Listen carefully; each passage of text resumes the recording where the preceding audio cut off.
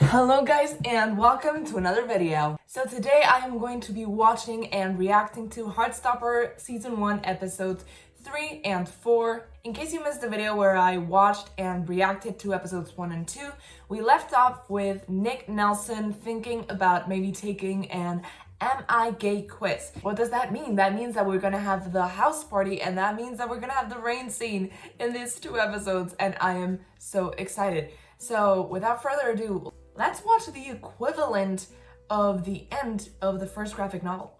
All of these quizzes are just made for like lesbians and gay dudes.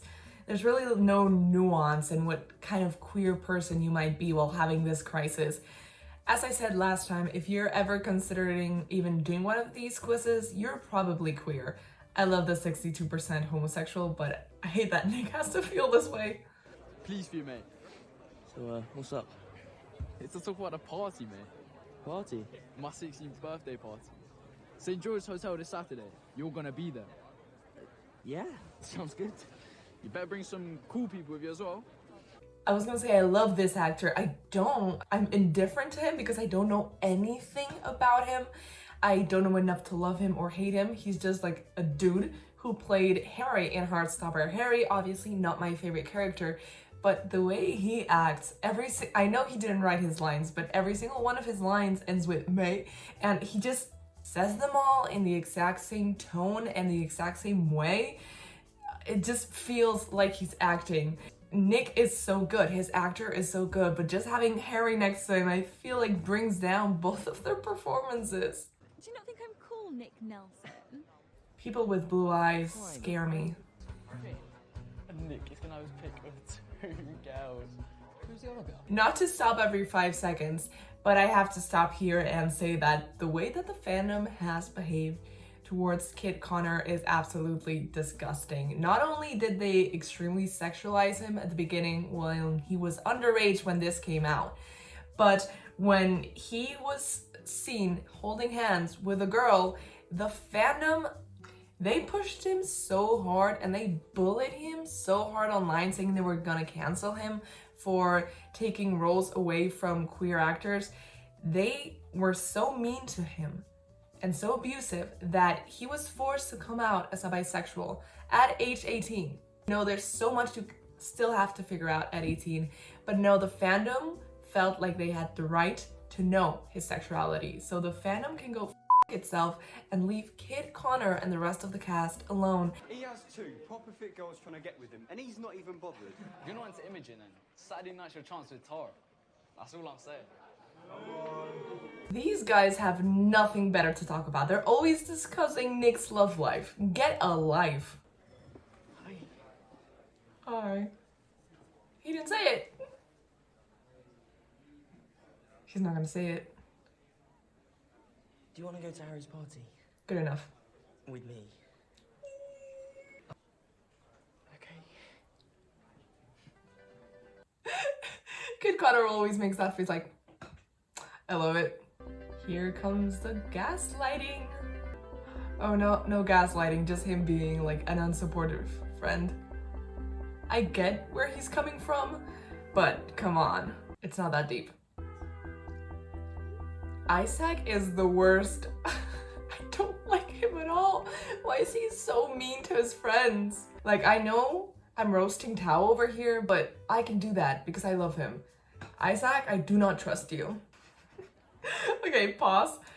This was filmed during the day, clearly, and it wasn't dark out, so they just put a filter over it so everything just looks like darker and just overall bluer, so it looks like they're on the set of Twilight.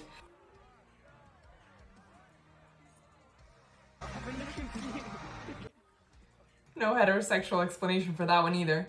Okay, so here we have the B plot, which is Elle and Tao hanging out. Last year, he would have rather die than go to one of those.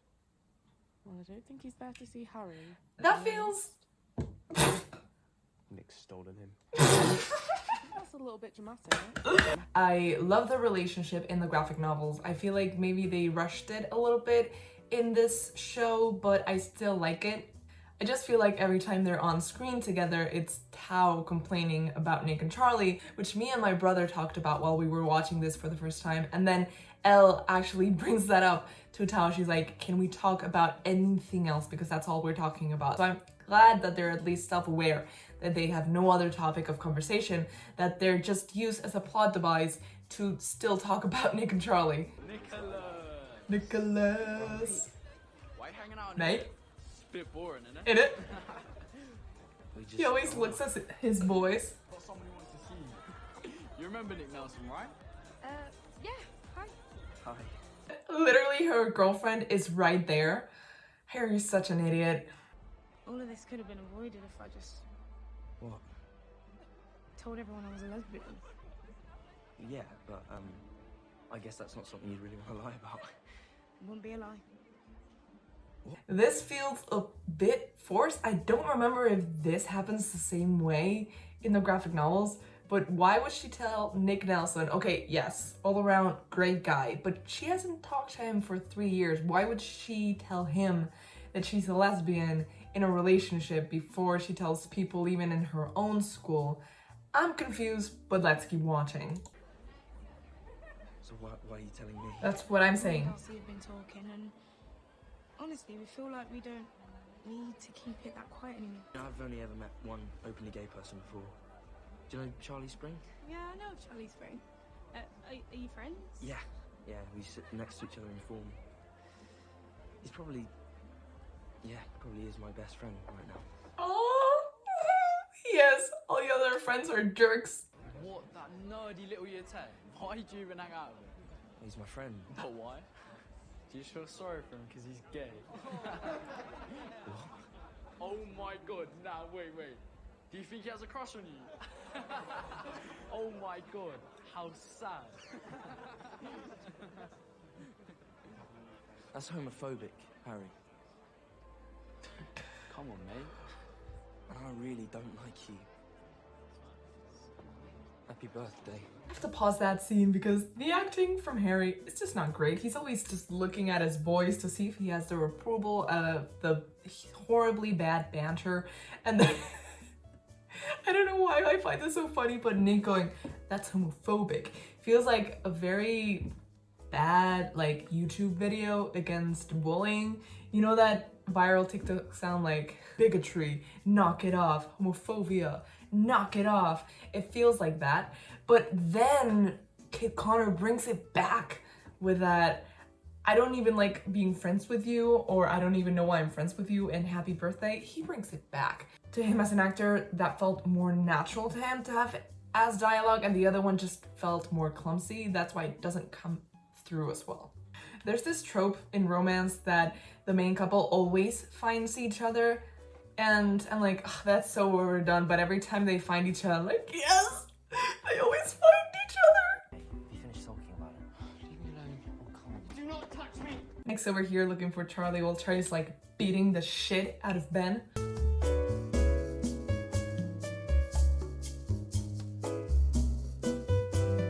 I like that they got to have their kiss on screen before Nick and Charlie did. And now he just has to find Charlie. Hi. Hi. The bad thing about this episode being like a party is that it has so many songs that I can't play on my channel. So you don't have a crush on anyone at the moment? Well, I didn't say that. Keep going, Charlie. What's she like then? You're just gonna assume they're a she. Mind blown. Are they not a girl?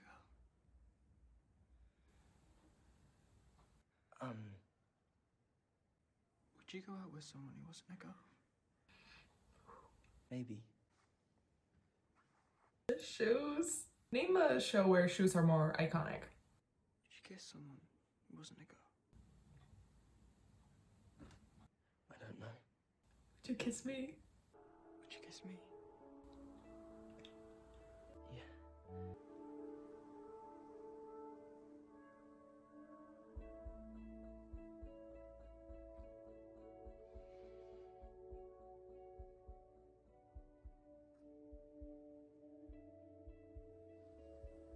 of the best scenes in the whole show. I think the acting is probably the best here out of every other single scene. Kit Connor and Joe Locke just work so well of each other. They have really good chemistry, but especially in this scene, they pull off the nuances so well.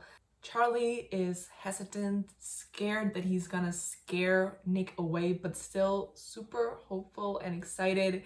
And Nick is very much afraid of his own feelings, but still he's just like bursting with affection for Charlie. And they both play those two roles so well. Such a beautiful scene. Love their faces throughout. I hate that I know that Harry is gonna ruin everything, as he always does. Such a beautiful scene ended by such a terrible human being. What would have happened if Harry hadn't barged in? That's what I want to know. Because Nick needed time to process his feelings. Why is Harry so obsessed with Nick? It's his birthday party. Just go have fun with your other friends. But no, of course he had to make this happen. And like, it's all just banter, isn't it? I mean, the lads can see it's banter. You can see it's banter. The lads can see it's banter. It's fine. It's not bullying. And then of course, Nick doesn't say anything over text because he wants to say it in person. But then that means that Charlie just tortures himself all throughout the night because he's such an overthinker. You wake up and it's raining and you know that the rain scene is coming. Winter is coming? No, but the rain scene definitely is.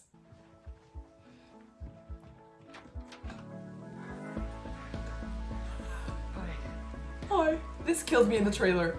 Absolutely wrecked me. Can't believe that's the end of that episode. Obviously, we're watching the next one. I knew that, you guys knew that. But if we weren't gonna do that, then we definitely were gonna do that after this. So let's go episode 4. If we took out the B plot, if we didn't have Tao and Elle, this probably would be my favorite episode because Tao and Elle added nothing to the plot. There, I said it. I know we did have Harry, but at least his scenes make me laugh. Let's watch the rain scene, people. I'm sorry for not texting you. I just wanted to talk in person. Okay. Yeah, I didn't check the weather before I left. Idiot. The hair. It's like another character. Wait, before this beautiful confession, before this beautiful scene, I have to say, a lot of people were complaining about Nick's casting because he wasn't big enough to be Nick. He wasn't tall enough, he wasn't bulky enough. And I feel like in the season, they compensated for that by giving Nick the tightest shirts and t-shirts and jumpers they could find. They wanted him to look that he was jacked. And I respect that decision. Now the actor has said, you think I'm not big enough to be Nick? And he is ripped now. I don't know what he's done, but now he's ripped. So I guess power to him, but it's just so funny to see that every time he's on screen, they give him like the smallest size possible. I didn't think properly about what I was doing, and it was a stupid thing to do, and I don't want you to feel awkward about it because it was all my fault. Charlie, hang on. I shouldn't have kissed you. But you just felt pressured to do it because I asked, and I know you probably don't want to talk to me ever again, but I at least had to say sorry. See if maybe there's a chance we can still be friends. Charlie. I don't want to lose you because I did something stupid. Charlie. Kiss him. He listened.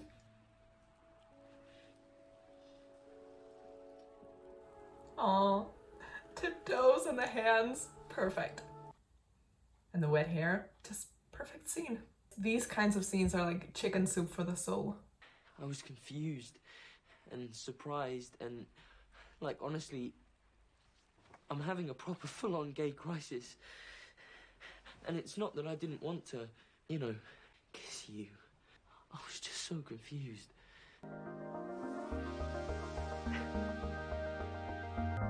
At school, is it okay if we, like, keep this a secret? Oh, Nick hates himself for having to ask that, knowing what Ben put him through. But he has to.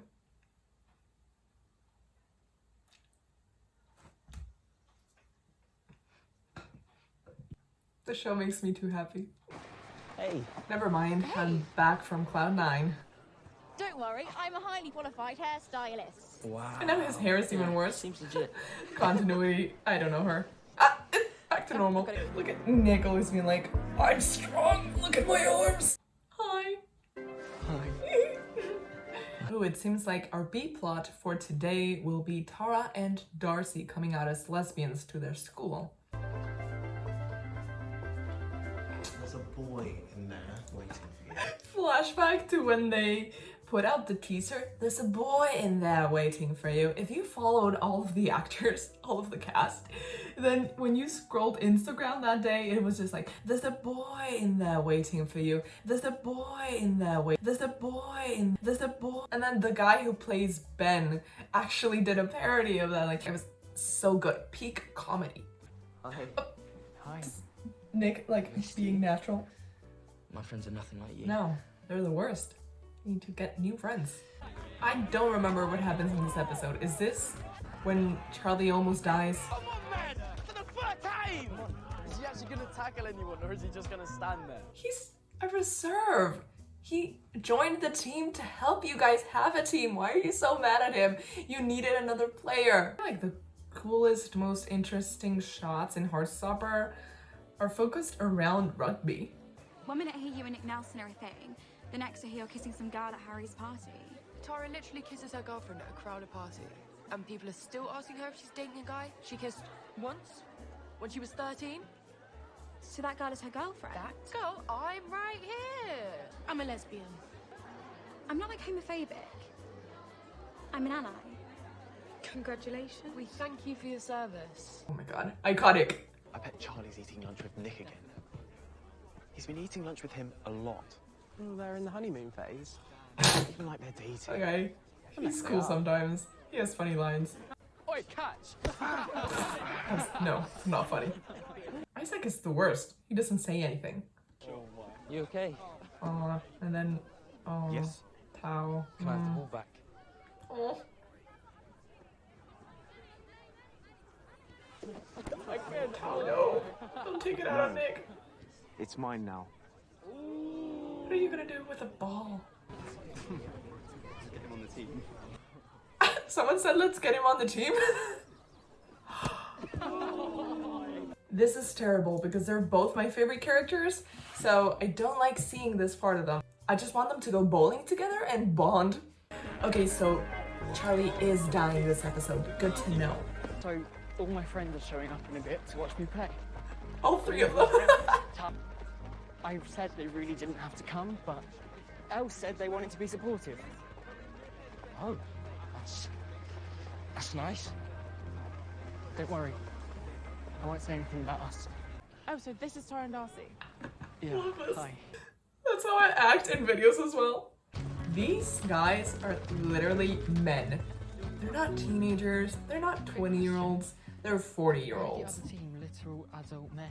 That's what I'm saying. They're a specialist sports school. Is that even fair? I don't think that should be something that you do. Show them who we are, what we're proud of, right, boys? 40-year-old. That guy was 50. Then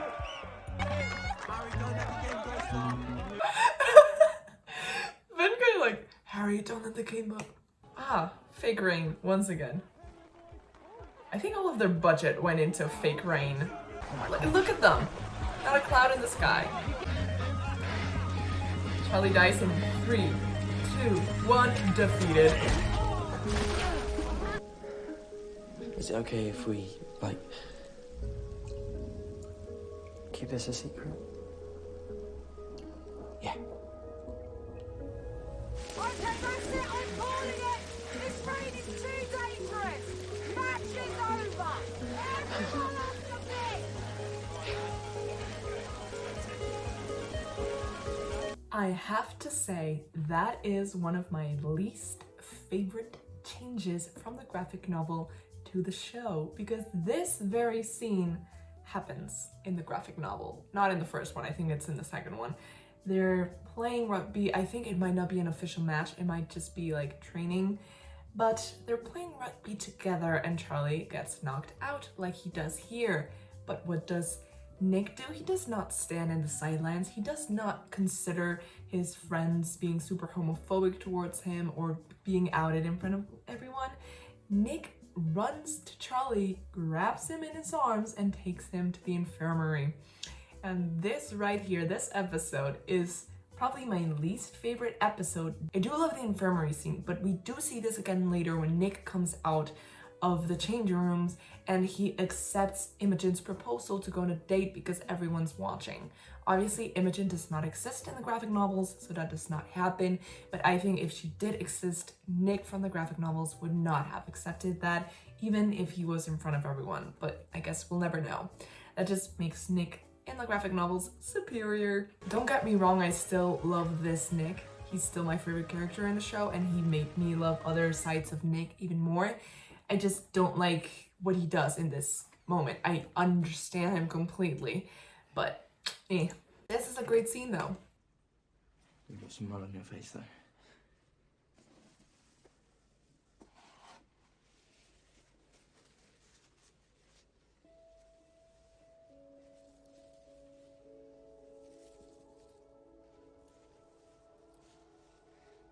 I'm sorry. I'm the one who should be saying sorry.